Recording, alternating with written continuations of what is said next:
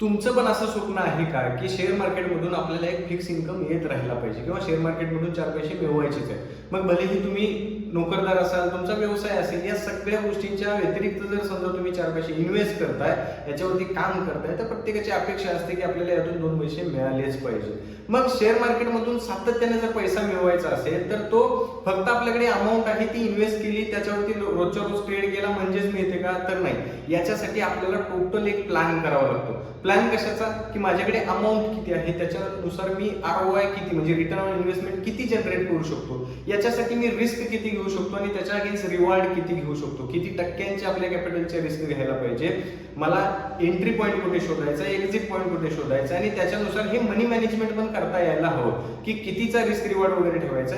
या सगळ्या गोष्टी ठरवल्यानंतरच मग आपल्याला इथून दोन पैसे मिळू शकतात. नक्कीच या व्हिडिओमध्ये आपण या सगळ्या गोष्टींचा अंदाज घेणार आहोत. कशा पद्धतीने आपण एक ठराविक इन्कम सोर्स यातून जनरेट करू शकतो याचा अभ्यास करणार आहोत. तर व्हिडिओ शेवटपर्यंत नक्की बघा आणि आवडल्यास लाईक करायला विसरू नका.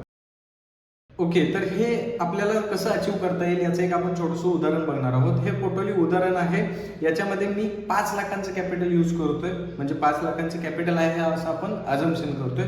तुम्ही तुमच्या हिशोबाने, बऱ्याच लोकांना हे 5 लाखाचं कॅपिटल मोठं वाटू शकतं, काही लोकांना हे 5 लाखांचं कॅपिटल छोटं वाटू शकतं, पण हे फक्त एक उदाहरण दाखल आहे. तुम्ही तुमच्या हिशोबाने इथे प्लॅनिंग करू शकता.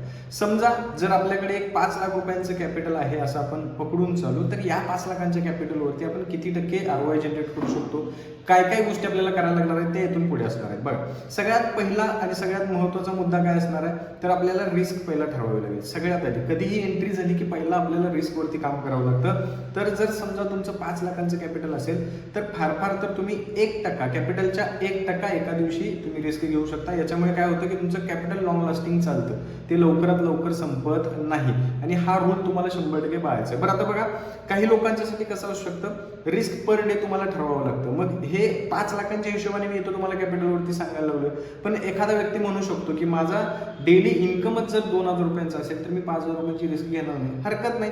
तुम्ही जर तुमचा डेली इन्कम 2000 रुपयांचा आहे, तुम्ही ठरवू शकता की मला एखाद्या दिवशी 500 रुपयांची रिस्क घ्यायची आहे की 1000 रुपयांची, पण जी काय तुम्ही रिस्क ठरवणार आहात ती महिन्याच्या सुरुवातीला ठरवायची आणि पूर्ण महिना तीच तुम्हाला सांभाळायची. ओके, मग इथं आपल्याला काय कळालं की जर आपल्याला 5 लाखाचं कॅपिटल आहे, रिस्क आहे आपली 1%ची, म्हणजे 5000 रुपये तुम्ही मॅक्स, त्याच्यापेक्षा जास्त वाढवायची नाही. त्याच्यानंतर आपल्याला दुसरा मुद्दा बघावा लागतो की यामध्ये आपल्याला चेक करायचं आहे रिस्क टू रिवॉर्ड रेशो. आता रिस्क टू रिवॉर्ड रेशो म्हणजे काय? बघा, ट्रेडिंग सुद्धा मासेमारी करण्यासारखं असतं की मासा जर तुम्हाला पकडायचा आहे तर गळाला काही ना काहीतरी लावूनच तुम्हाला तो पाण्यात टाकावा लागतो, नाहीतर मासा भेटत नाही. असं नाही आहे की कोरडा गळ तसाच टाकून दिला आणि त्याच्याला मासा तुम्हाला पकडून होत नाही. मग ट्रेडिंगमध्ये सुद्धा जर तुम्हाला काही अमाऊंट कमवायची असेल तर तुम्हाला काही अमाऊंट ही रिस्कवरती लावावी लागते. मग याच्यामध्ये जर समजा आपण 5000 रुपयांची रिस्क घेतोय, जर 1:2 चा रिस्क रिवॉर्ड असेल तर आपल्याला काय कॅल्क्युलेशन असणार, तुमचा जर लॉस झाला तर तो 5000 रुपयांचा होऊ शकतो त्या ट्रेडमध्ये, आणि जर तुम्हाला प्रॉफिट घ्यायचं आहे तर ते तुम्हाला 10000 रुपयांचं घ्यायचं आहे. म्हणजे काय होईल, जर समजा तुम्ही एक 10 पॉईंटचा स्टॉप लॉस घेताय, ओके, 10 पॉईंटचा स्टॉप लॉस घेताय, तर तुमचं टार्गेट जे आहे, ओके, ते कधीही 20 पॉईंटचं असायला पाहिजे. ओके, तुमचं जे टार्गेट आहे ते तुमचं 20 पॉईंटचं असायला पाहिजे. मग लक्षात घ्या, जर 1:1 चा रिस्क रिवॉर्ड असेल तर 5000ची रिस्क 5000चा प्रॉफिट, 1:2 चा रिस्क रिवॉर्ड असेल 5000ची रिस्क 10000 प्रॉफिट, आणि 1:3 ची रिस्क रिवॉर्ड असेल तर 5000ची रिस्क आणि 15000 रुपयांचं प्रॉफिट असं त्याचं कॅल्क्युलेशन होतं. पण या केसमध्ये तुम्हाला 1:2 जरी तुम्ही यूज केला, त्याच्यापेक्षा जास्त केला चांगलीच गोष्ट आहे, पण 1:2 जरी तुम्ही यूज केला तरी ते चांगलं राहतं. आणि लक्षात ठेवा, आपल्याला प्लॅनिंग करायचं आहे. तिसरा मुद्दा काय असणार आहे आपला, एका महिन्याचं प्लॅनिंग करायचं आहे. समजा महिन्यामध्ये तुम्हाला जास्तीत जास्त 20 ट्रेड, कसं असतं, एक महिना 30 दिवसांचा आहे, पण शनिवारी आणि रविवारी सुट्ट्या आणि काही ऑफिशियल सुट्ट्या जर पकडल्या तर सरासरी महिन्यामध्ये एक 20 दिवस ट्रेडिंग चालत असते. हे तुम्हाला पहिला बघायचं आहे. त्याच्यानुसार तुम्ही ठरवायचं आहे की मला 20 ट्रेड करायचे आहेत आणि सरासरी एक ट्रेड एका दिवशी.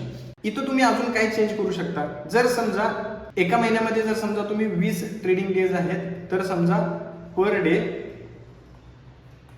तुम्ही एक ट्रेड करायचा आहे आणि त्याच्यामध्ये रिस्क तुमची किती असणार आहे, 5000 रुपयांची. पण जर कोणी म्हटलं की मला एकच ट्रेड नाही करायचं आहे, मला एका दिवशी 2 ट्रेड करायचे आहेत, तर तुम्ही मॅनेजमेंट थोडंसं चेंज करू शकता. काय करायचं आहे, जर समजा एका महिन्यामध्ये तुम्हाला 40 ट्रेड तुम्ही करू शकता, मग काय होईल, तुमचे पर डे तुमचे 2 ट्रेड होतील, आणि ते 2 ट्रेड कितीचे असणार आहे, 2500 रुपयांचा एक ट्रेड असेल. म्हणजे 2500 रुपयांचा SL घेणारा एक ट्रेड आणि 2500 रुपयांचा SL घेणारा दुसरा ट्रेड, असे दोनच ट्रेड करायचे आहेत. पण एका दिवशी तुम्हाला मॅक्स लॉसची लिमिट रीच करायची नाही आहे, त्याच्या पलीकडे तुम्हाला जायचं नाही आहे. मग याच्यामध्ये जर तुम्हाला वाटलं मला 3 ट्रेड करायचे आहेत, तर त्याच्या हिशोबाने तुम्ही डिवायडेशन करा आणि त्याच्या पद्धतीने तुम्ही ट्रेड करू शकता. बघा आता या प्लॅन अकॉर्डिंग जर आपल्याला काम करायचं असेल तर आपल्याला मिनिमम सक्सेस रेशो यायला पाहिजे 50%चा. म्हणजे काय की जर 10 ट्रेड तुम्ही करताय तर 10 ट्रेडमध्ये 5 ट्रेड तुमचे पॉझिटिव्ह आलेच पाहिजे. अशा पद्धतीने तुम्हाला काम करायचं असेल तर या पद्धतीने तुमचं काम होऊन जातं. मग आता ते तुम्हाला चेक करावं लागेल की तुमचा विन रेशो किती आहे, तुम्ही जी स्ट्रॅटेजी, आणि हा विन रेशो कशाचा असतो तर स्ट्रॅटेजीचा असतो. तुम्ही एंट्रीसाठी कोणती स्ट्रॅटेजी यूज करताय त्याच्यानुसार किती विन रेशो तुम्हाला मिळणार आहे हे इथं कळतं. मग जर समजा 10 पैकी 5 ट्रेड तुमचे बरोबर येत असतील तर याचा रिझल्ट काय होऊ शकतो बघा. समजा इकडे आपण बघूयात रिझल्ट. ओके, तर तुम्ही 20 ट्रेड करणार आहात असं पकडून चालूयात. ओके, 20 ट्रेड करणार आहात असं पकडून चालूयात. मग या 20 ट्रेडमध्ये 10 ट्रेड जर विन झाले तर 10 ट्रेडमध्ये तुम्हाला 10,000 रुपयांच्या हिशोबाने, कारण की आपण जर लॉस घेतला तर किती घेणार आहे 5,000 रुपयांचा, आणि आपण जर प्रॉफिट घेतला तर आपण घेणार आहोत 10,000 रुपयांचा, बरोबर आहे ना. मग या केसमध्ये जर 10 ट्रेड आपले विन झाले तर आपल्याला 1,00,000 रुपये मिळतील. ओके, आणि त्याच केसमध्ये जर आपल्याला 10 ट्रेड लॉसमध्ये गेले तर 5,000 रुपयाच्या हिशोबाने 50,000 मायनस होतील.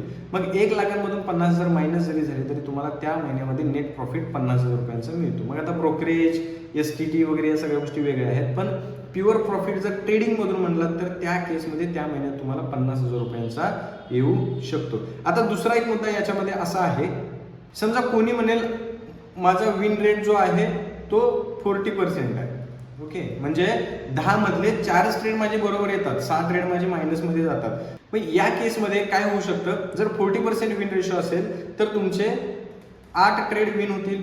ओके, 8 ट्रेडला तुम्हाला 10,000 रुपयाच्या हिशोबाने मिळतील किती, 80,000 रुपये तुम्ही कमवू शकता, बरोबर आहे. आणि जर समजा तुमचे लॉस मध्ये गेले किती ट्रेड, तर बाकीचे 12 ट्रेड तुमचे लॉस मध्ये जाणार आहेत आणि ते 5,000 रुपयाने असतील तर तुम्ही 60,000 रुपये मायनस मध्ये निघणार आहात. ओके, या ट्रेडमध्ये ओव्हरऑल जर इक्वेशन बघितलं तर इथे सुद्धा तुम्ही प्लस 20,000 बाहेर पडताय.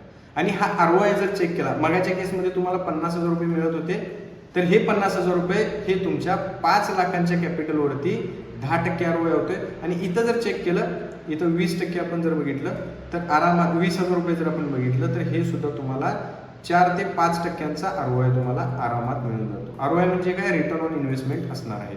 मग आता याच्यासाठी तुम्हाला काही रूल्स फॉलो करायला लागणार आहेत. तर हे रूल्स काय असणार आहेत की तुम्हाला ओव्हर ट्रेडिंग अजिबात करून चालणार नाही.